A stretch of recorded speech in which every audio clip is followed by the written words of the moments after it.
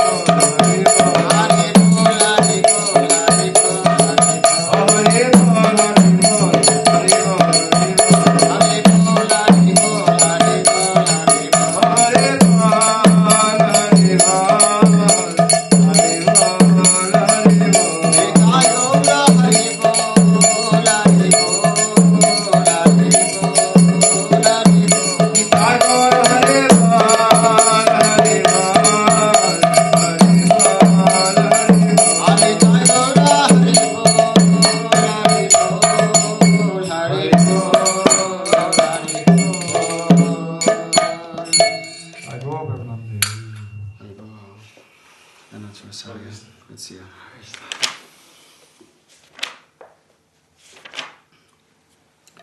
Want to do one more? And then we switch.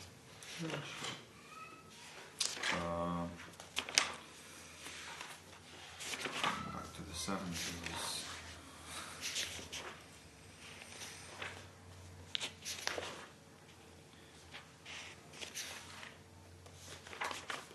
Yeah, 76. Shri Krishna Chaitanya Prabhu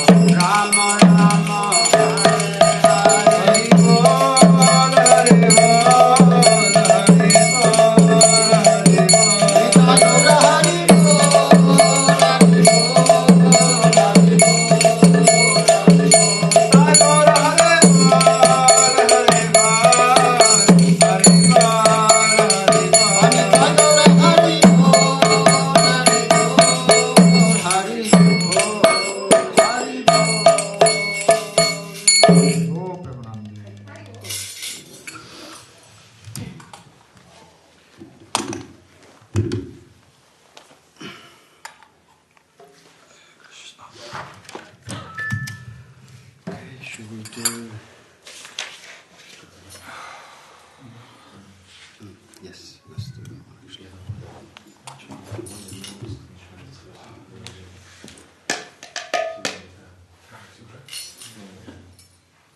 Are you reading today? Yeah. Which sock? Can we do this one? This one.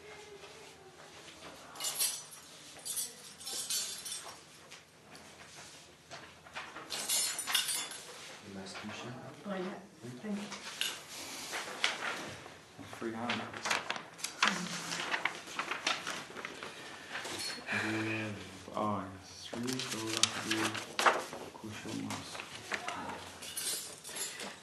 Okay.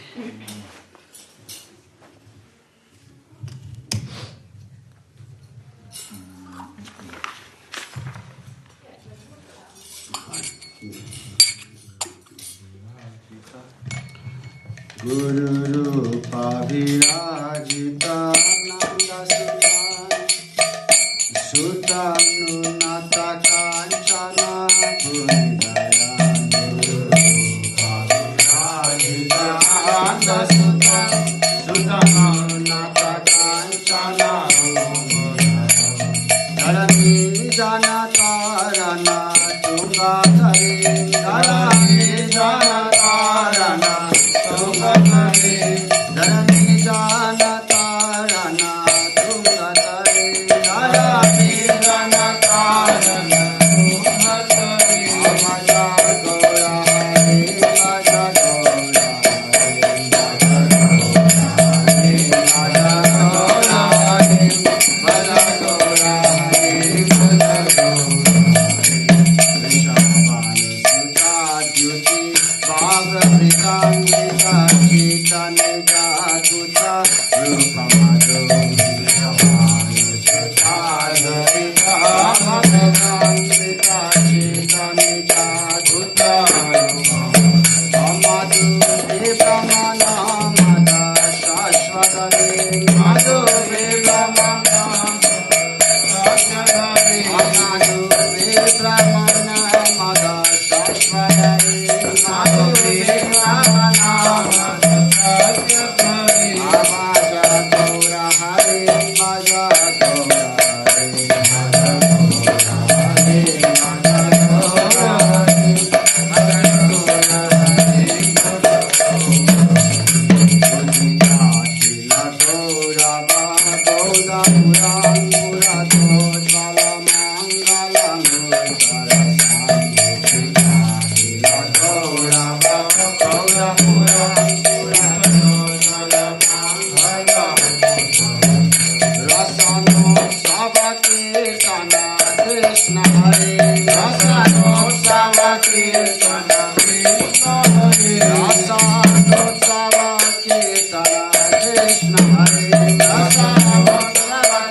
Krishna Hare Bhaja Gaura Hare Bhaja Gaura Hare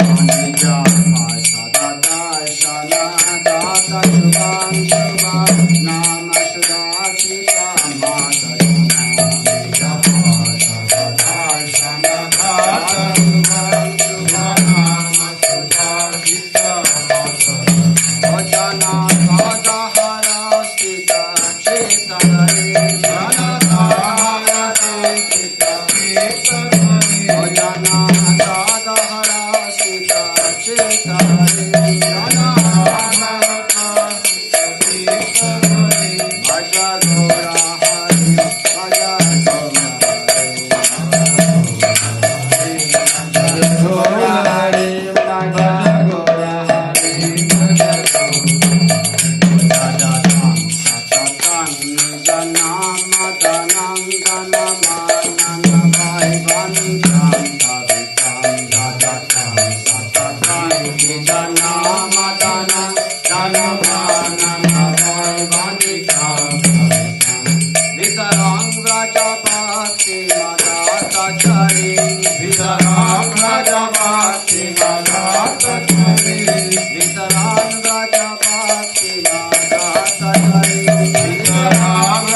Bhakti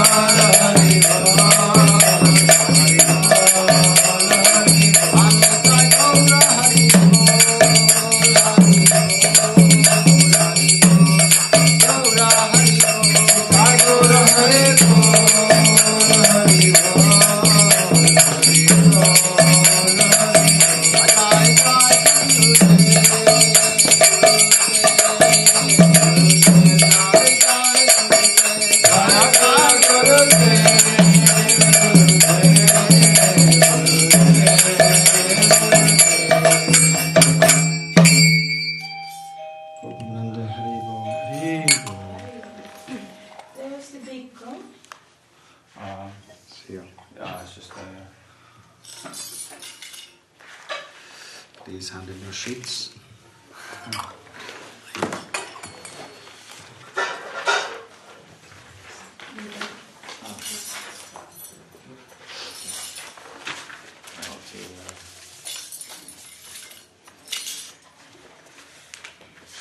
딴 데 왔어, 지들이. You want to sing? Do you want to sing?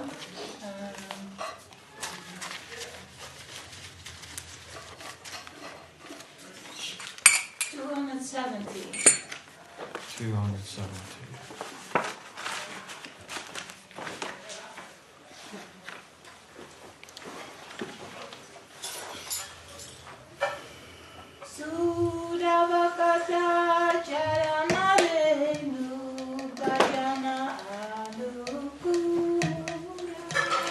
Ashudavakata charanalenu bhajanayanu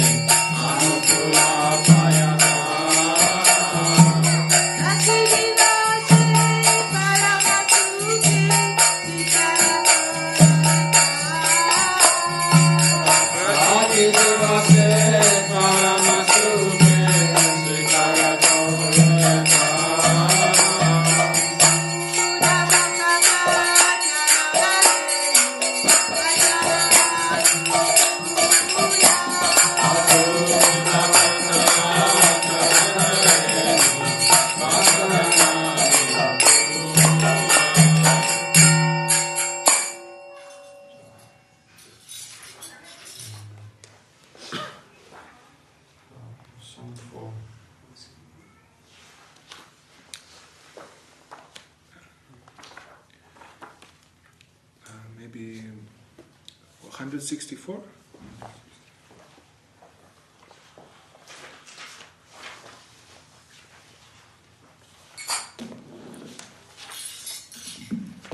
Prabhu he mona dudmati samsara bitare padiyaya Prabhu he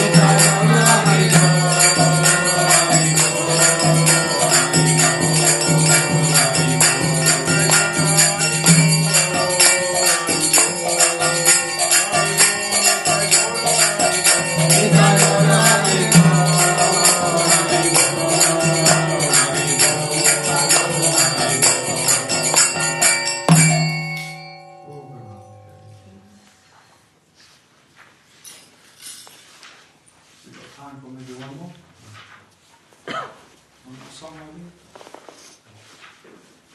Do you want to sing?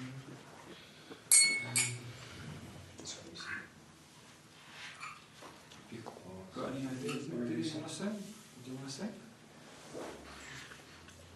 You see. You do.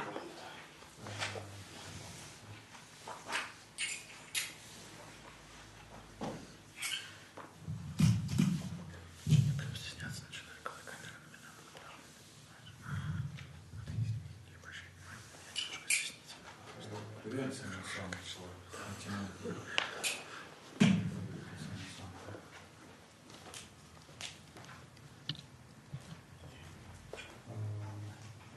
sure.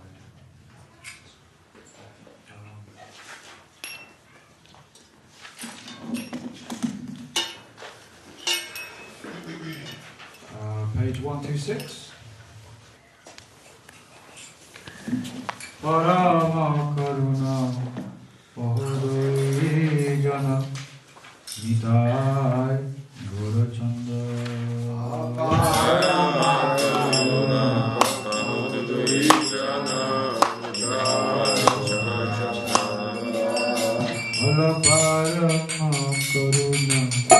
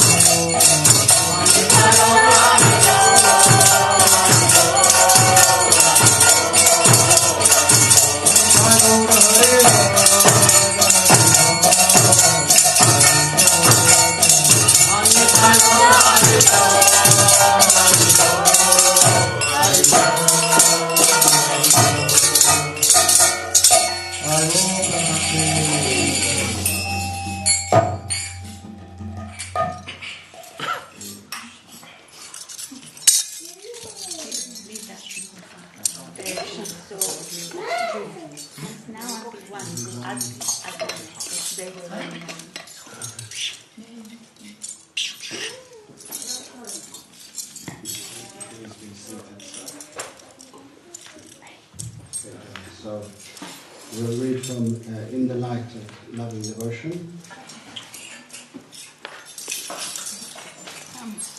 Do you want the kids can come out?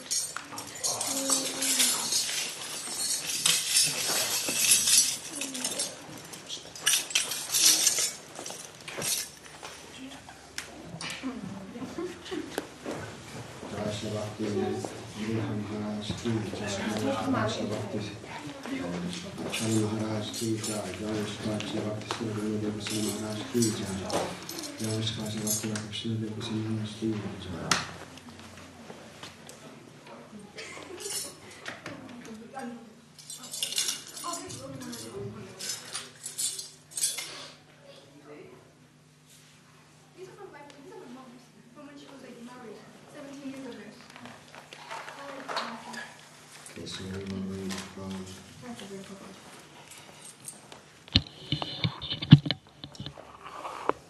Chapter 1, which is Soul Gems, and the third part of chapter 1, which is Jewel 3, A Moment is Enough, page 21.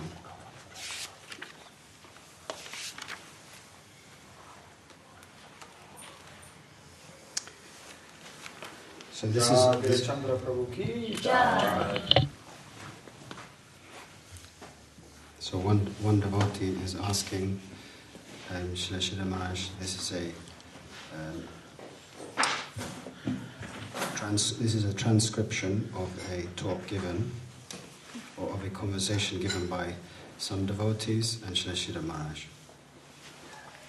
So one devotee is asking to Srila Sridhar Maharaj, I think it will take a long time to attain Krishna consciousness in the full sense.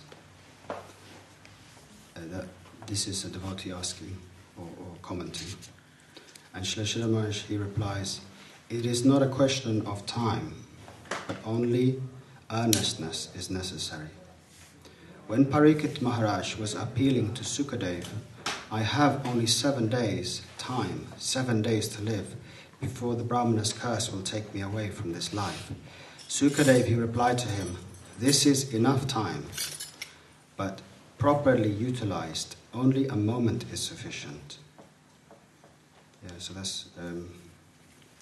so he's essentially saying that it's not really... You don't need too much time, it's just about the quality of time. You could practice for years and years something, but if it's not done with the right mentality or the right sincerity, it's not going to be, it's not enough.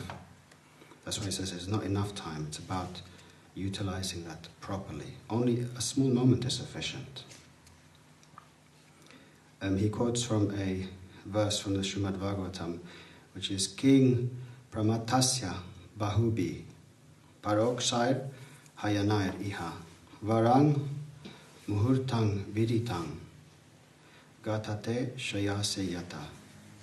What is the value of a prolonged life which is wasted, inexperienced by years in this world? Better a moment of full consciousness, because that gives one a start in searching after his supreme interest. So you can live 100, 200. There is some methods of prolonging life which people get excited about. But even if you have more life, you still face your original problems, which is you won't find full fulfillment, which is what you're looking for, and you also you will die inevitably. So you prolong the problem.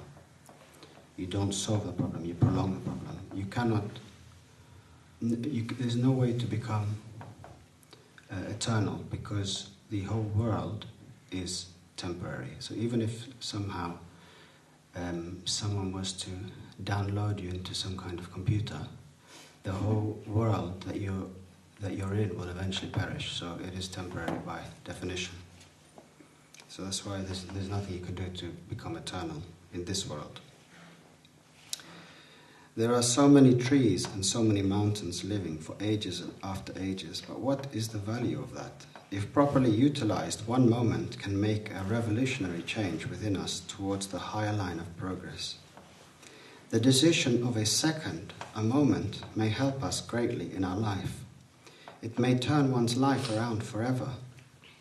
Otherwise, if one is only sleeping, what is the benefit of living for ages and ages of time? Yeah, it's true. You could be in a coma, so not fully conscious, although living, but because in a state of coma, you could be there for 10, 15 years, basically still alive, but because you're not conscious in that moment, you're not aware of your surroundings, it's completely useless. So you could say that your own life is a state of coma, I guess, in the absolute sense, because you're not conscious of the reality of what is actually there. So your perception of your surroundings is limited to what you're able to see. So if you're only able to see a small amount, then you don't see anything really, like a dog. A dog sees using his sense of smell mostly, so he sees everything in relation to smell. Or, a human sees with eyes, ears, but a dog sees everything in relation to smell. And it's, even if I put a film on for my dog, he doesn't notice what's on the film. He just sees limited things. He sees food, he sees things to play with, he sees ball, like a ball, football, but he doesn't notice anything that we would consider important. And the same goes for any type of animal, like an ant. An ant sees maybe a leaf and thinks the leaf is important for building its nest. But if you show him a piece of gold, the ant might just grab the gold and just use it to build the nest. So, yeah. What is the benefit of living for ages and ages of time? One moment, if it is utilized for searching after truth, Atma Shamiksha, or self-analysis, which is, who am I really? That is the beginning of our eternal fortune. So that's step one. You have to wonder, who are you in this whole situation? You can, it's become fashionable to proclaim your position in the world in terms of your identity. So you could say, I am certain, I'm this person, I am man, I am engineer, or I am father. But the real question is, who are you really? Are you those things? Or if they're liable to change, if something can change, is that who you are? That's the question. Who are you? Where I am at present and what is my future prospect? Our eternal fortune begins from here. So the universal questions. Sukadeva Goswami, he says, King Pramatasya Bahubi Poroksai Hayanair Iha Varang Muhurtam Veditam. Years and years have passed in unmindful existence. A life unmindful of one's own interest. What is the good of that? But even if in one moment you're conscious, you carefully utilize that time to find out your own solution. So that is another way of saying, it's like people, they go through huge amounts of time just doing the same thing. And then suddenly some event will happen where everything makes sense in that moment, like an epiphany. You have an epiphany where everything suddenly, you feel that there's something greater, just for a little bit, and everything makes sense. You're thinking, oh, this is what I'm looking for. But then that thing will vanish, and then you're left searching again. So that is, everyone strives for that. You strive for that in, like an artist will draw a painting, and in some moments of drawing the art, he will be in a state of flow where everything is perfect. The lines that he's drawing is perfect. He sees everything makes sense. But then the next day could be gone. So that inspiration, in the highest degree of that inspiration, that is coming from the source, which is the Supreme. All of those things, they come because the person themselves, they don't know how to get into that state, or what is that, or a footballer when he's playing unbelievable football. If you ask him, how did you do it? Can you do it again? They can't do it again. They're just in that moment they do it.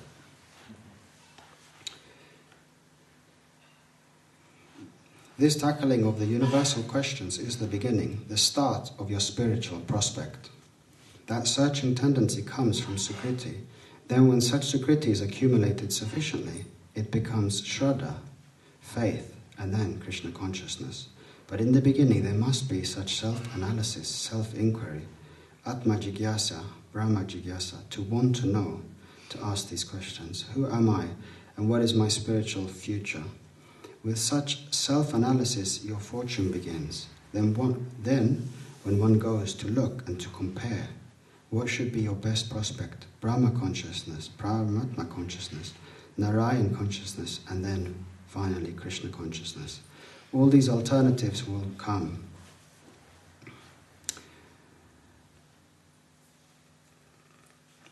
Okay, next page. Rocks, trees, etc. are generally existing in this state. In the Bhagavad Gita, Lord Krishna, when exhorting to Arjuna, just a comment regarding the rocks and trees, there is a line of thought which is dominant at the moment, which is that you have matter, so rocks, trees, physical things, and then you have biological things like people, animals, and then eventually consciousness arises from the matter. But more profound is to think that consciousness is basically the fundamental thing and everything else is coming afterwards. So that is, I think that is closer to the devotee perspective. In Bhagavad Gita, Lord Krishna, when exhorting to Arjuna to wake up to his duty as a warrior to fight for Dharma, at one point addresses him, O good Akesh, O conqueror of sleep. So he's saying you are a conqueror of sleep, but in the absolute sense. He's not saying you conquered literal sleep, but you don't have to sleep. He's saying you conqueror of the person who is asleep in terms of his actual original position. So someone who's asleep is someone who's not aware of the reality, which is God consciousness. He's saying you're a conqueror of that, not literal sleep, because Arjuna in the Mahabharata is seen to have been sleeping. In another verse, Bhagavad Gita, chapter 2, 69, Krishna says, Ya nisha sarvabhutanang tasyam jagarti samyami. Yasyam jagrati bhutani sa nisha pasyato mune. What is the night for all beings is the time of awakening for the self-controlled. At the time of awakening for all beings is night for the introspective sage.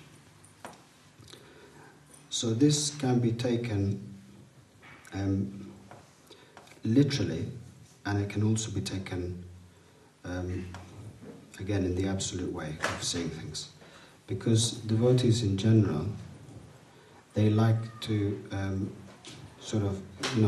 things in the mode of goodness, like waking up early and going to bed early. Whereas people interested in enjoyment, they tend to go to bed late and wake up late. This is more in the mode of ignorance. And then in the absolute sense, obviously, you can see that people, they want to enjoy, and devotees, they want the opposite. They want to dedicate themselves instead of just trying to enjoy. So it's always the opposite of the general view of things. Basically, if your position is close to what the general people think, you're probably mistaken. Mindful and unmindful of one's own existence, the term mindfulness, made popular especially from Buddhist texts on meditation, has in recent times become a soundbite to supposedly validate any number of spiritual paths or teachings. Its secularized use in various forms of meditation has, however, been found effective in a psychological context in hospitals and prisons and for war veterans with post-traumatic stress disorder, etc. However shorn of its real significance, to be mindful of one's own soul and of the supersoul, God, as Srila Maharaj is using it, here, mindfulness refers only to a concentrated, impersonalistic awareness of everything in the field of consciousness. to be in the moment or to be here now. However, Srila Prabhupada, on one occasion, is known to have pointedly said to a disciple who was thinking of acting in a spaced out or unorganized way, and even attempting to justify this by claiming it to be the result of their being absorbed in spiritual consciousness. First become conscious, then become Krishna conscious. Yeah, I think it is important. A lot of devotees tend to justify certain actions, claiming that they have a deeper perspective of something. They say, oh, an example could be a Pundarika Vidyanidhi who was being carried on a palanquin and he was dressed nicely, he had, nice perfumes and stuff. So he's not following, you could say, what is generally seen as Vaishnava characteristics or behavior. But these are not your normal examples. So some devotees, they may feel inclined to try to emulate this, to not follow certain prescribed methods. But I would say in general, for most people, not for everyone, but for most people, it's better to follow sort of the prescriptive statements or instructions of the scripture, unless you have some, good reason not to. So Prabhupada is saying, first become conscious, then become Krishna conscious. First follow the basics. Most people struggle even with basics, and you want to kind of go to level 10, you're only on level 1. Sukriti, or auspicious spiritual fortune, which manifests as the tendency for serious spiritual search, it is produced from the mercy of the Lord received through the medium of service rendered to his agent or the devotee. Initially done unknowingly, which is called Agyata Sukriti, and later with the knowledge or intent, which is called Gyata Sukriti. The mercy of the Guru or devotee Vaishnava, Guru Kripa, Vaishnava Kripa, is intimately related with what the mercy of the Lord, Bhagavad Kripa. So that was the end of that chapter.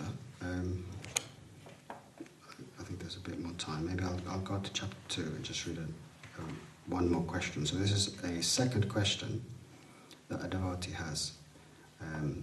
This is called the fields of day and night. So the devotee is asking Srila Maharaj, he says, we have so many material desires, and the environment is also giving us some trouble. So sometimes we feel discouraged.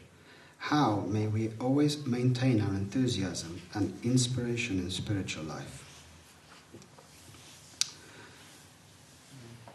I'm going to read Srila Maharaj's answer to that, but I'll give my view of this, because I see, this is a little bit personal, but I see a lot of people saying that they require a lot of inspiration.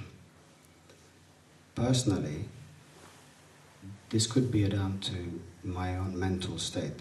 I see things a little bit differently. When the way that I don't say I need inspiration to go to the temple. If you know that your life is temporary, and you have certain sort of things that haven't changed, despite how you feel, you still need to go to the temple. So there's a question of necessity there.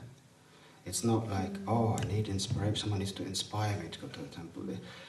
That's okay. I'm not saying that's wrong, but nothing has changed. Whether you feel happy or sad or you're feeling, pumped up or something, you're still temporary. You still have that problem. That everyone's facing that problem, and the temple is a place to serve the Lord and to get closer to the absolute, which is what. There's no way of escaping that. So that's fine. Inspiration is fine, and we need enthusiasm, and all of that is okay. But I should mention that you shouldn't rely too much on your emotions, because one day you might want to go to the temple, one day you might not, or just practice of spiritual life in general. In the same way that a soldier, he performs his duty whether he wants to or not, or someone who goes to work. That's why it's good, I think, for people to work, because they realize it's not about your emotions. You may one day want to go to work, or one day you don't want to go to work, but if you have to go, the necessity, you will do it. And the same thing is the same thing with spiritual life. There's a necessity there. It's not, oh, today, I want to chant for Mahaprabhu. That's good if that's there, but if it's not there, you still have an issue. And the issue is you're still temporary, and there's nothing you can do to change that. So, but so anyway, so Srila Maharaj, he replies to him and says, if our desire for spiritual life is strong, then it may withstand so many oppositions from different conceptions, from different directions. There are so many things desirable and undesirable. Sometimes we will be praised for our actions by a particular party, and sometimes there is some section that will discourage us, will abuse us. Everywhere this is the case. In whatever field of endeavor we work, such remarks of different types are sure to come. So here also in the spiritual life, it is like that. Those who can appreciate the attempt will encourage us. Those who have no faith, they will discourage us. It is quite natural. And that's normal in anything that you do. If you want to be a photographer and you surround yourself with people that like to play football, they may tell you, to abandon photography. But if you surround yourself with other photographers, they will say, you need to continue because this is the best use of your time. So the same applies to spiritual life. So then we have to rely on the appreciation of the Vaishnava. Vaishnava Pratishta, Tate Karanishta. The opinion of the devotee, that will have value for us. The worldly people, they do not have any appreciation for the higher spiritual life. And they will naturally discourage us. They'll say, what are they doing? They are wasting their life after the will or the wisp. The phantasmagoria, that will be their remark to us. They say, you're living in imagination. God means only a kind of imagination. I remember actually, Goswami Maharaj was telling he said one time he was staying in the house of some guy, and the guy was sort of relatively favorable, not fully favorable, but he was okay. And the devotees would get up, they would chant, and then they would take prasadam, and they'd be mostly confined inside. And they would just repeat this, chanting, talking, and like that. And then after a few weeks, that guy said, why don't you guys go and do something? You're just sitting there talking and eating. And so to a person who is more kind of worldly, he might see your actions as you're not doing anything. You haven't built anything. You haven't, because he's measuring everything in terms of physical production. So did you build if you build a wall, to someone who works in construction, they think, wow, you've done a good job. But someone who's academic, if you build a wall, he'll say, why did you do this? I don't care, that's useless, I built a wall with, in terms of mathematical equations. So everyone relates everything depending on what they consider to be valuable.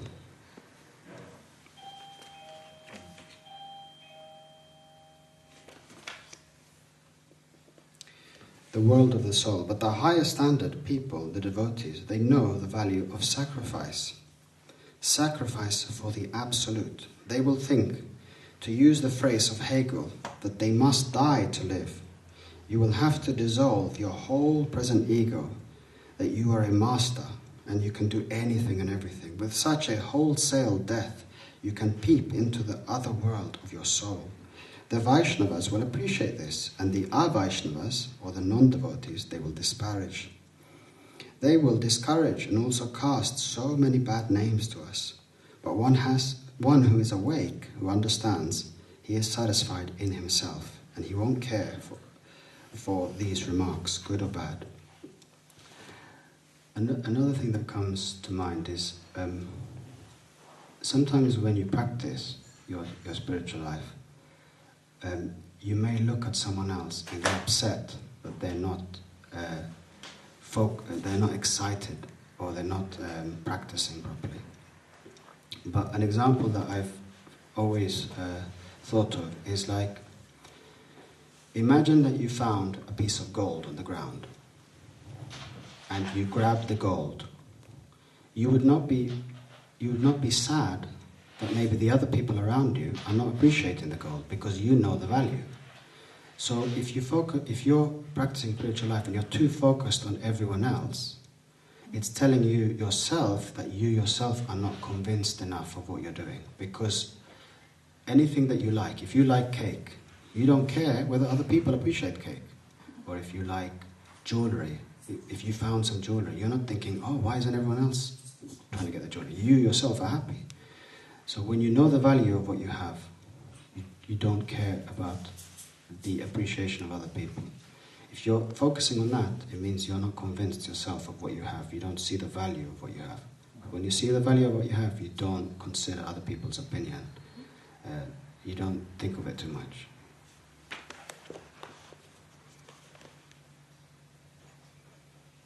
Such sincere seekers won't care for others' remarks, but they will all have regard for the remark of the Vaishnavas, the devotees, that whether in their consideration I am good or bad, we shall give value to the appreciation or otherwise of the devotees. Those who have taken their stand in spiritual truth, to their remark, if they say this is wrong, I shall be very careful to correct myself in that matter.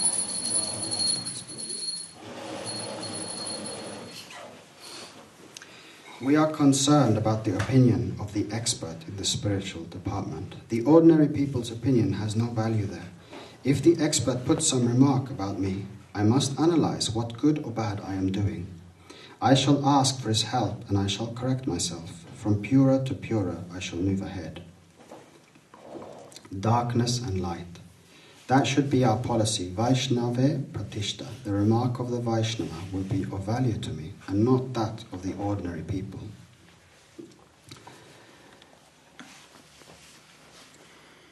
This is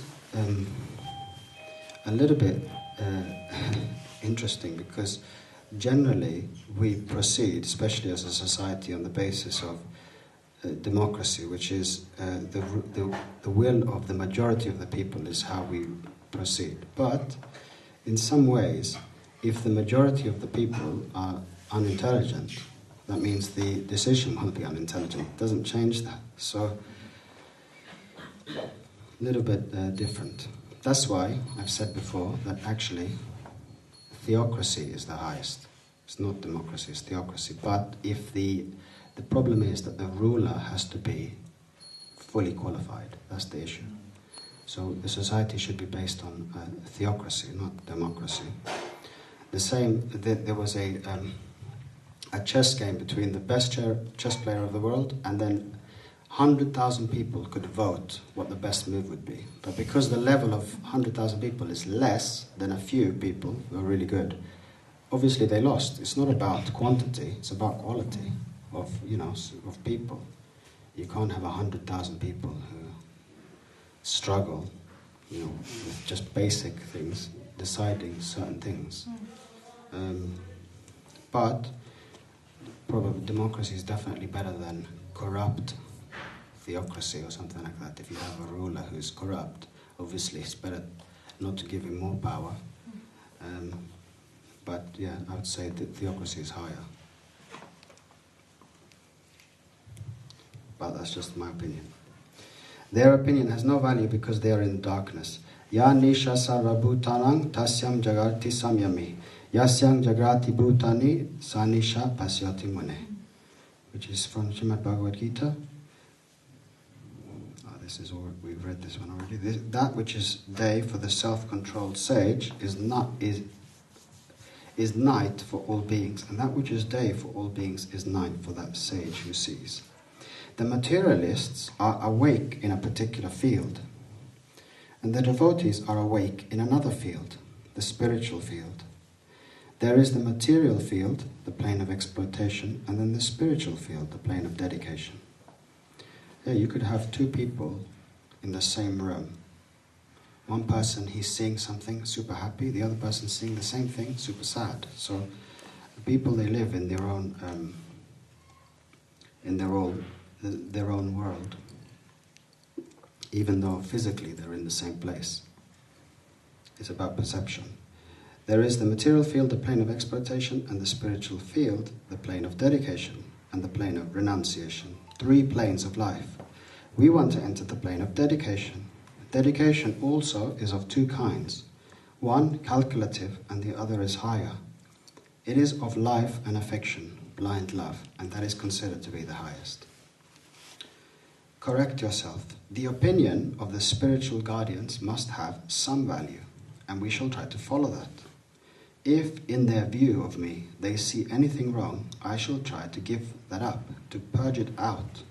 In this way, Vaishnava Pratishta, what they want from me, I shall aspire for that. I shall try to become that. And the ordinary people, their remark has no value at all here. Guru na sa syat svajano na sa syat. Pita na sa syaj janani na sa syat. Daivang na tat syat na patischa sasyan. Na mochayed ya samupute mrityum. From Srimad Bhagavatam, Canto 5, 5:18. One who cannot deliver his dependents from the path of repeated birth and death should never become a spiritual master, a father, a husband, or a mother, or a worshipable demigod. We are always undergoing the mortal energy. We are a prey to that always. Who cannot relieve me from that general danger of life? He is not my own. And who can do so? He is my own. So if necessary, I can leave everyone who is of such high order related to me, my mother, my father, my so-called spiritual guide, my husband, my worshipable God or demigod, all of them.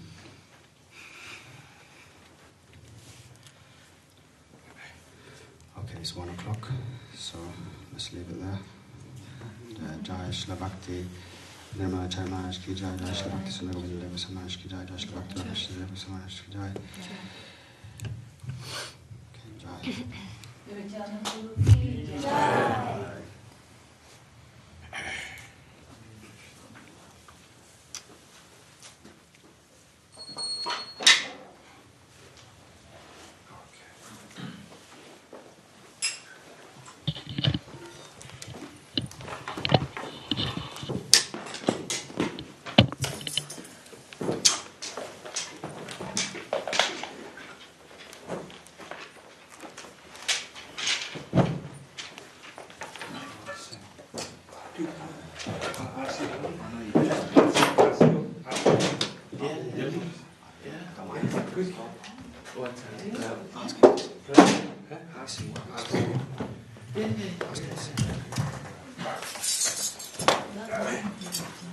You come just now? No, it's water.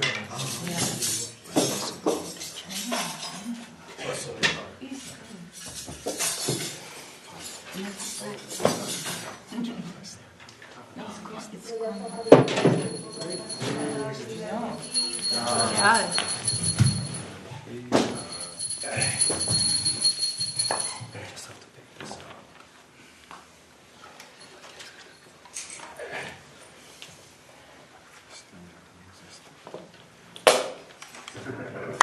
Shri Krishna Chaitanya Prabhu Nityananda. Jai Shri Krishna Chaitanya Prabhu Nityananda.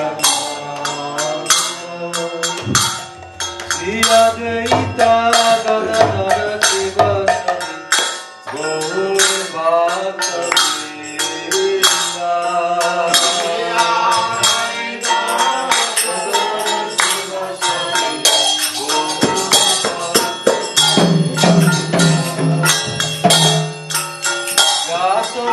Nandana Brajapara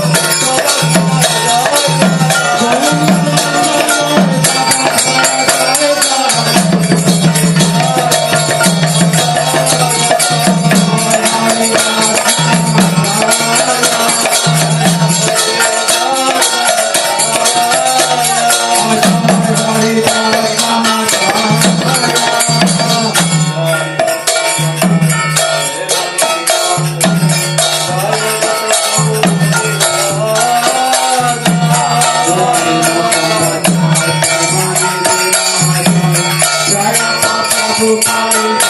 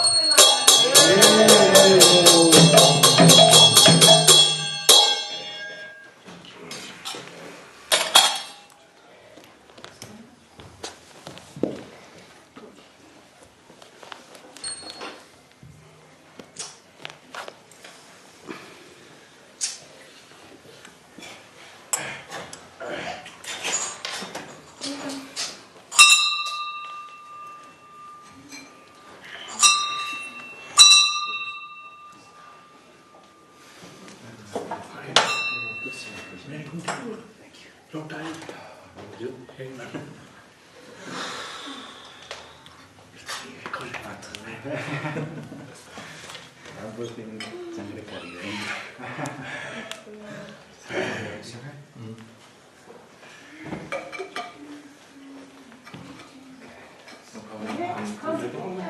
In a full capacity today? Yeah, good, good. Yeah, feeling happy, yeah, feeling happy. I just figured out how to use the wireless transmitter on there. Oh, you connected it? Yeah, you see he was... But I didn't hear it much. you know what happened? You know what happened? It keeps, that particular one, it keeps moving. It's not very good. Did you hear the response? I've heard those mics. Did you hear the mic I was responding? Yes, Yeah, good. but I didn't hear the portable It one. kept slipping. He started well and then he slipped away. Yeah, that's not a very good one. But on the higher note one, that's a good one. Yeah, you have to have one that's holds Yeah, strong. yeah. So I'll take your meeting last week went well. Yeah, I'll put it into practice. I did put it into practice, yeah. Happy days. I'm happy for you. I'm happy with my holiday starts today. Oh, nice. Yeah, 2 weeks. I hope you turn this off. Thank you. So, Wait. Here, look.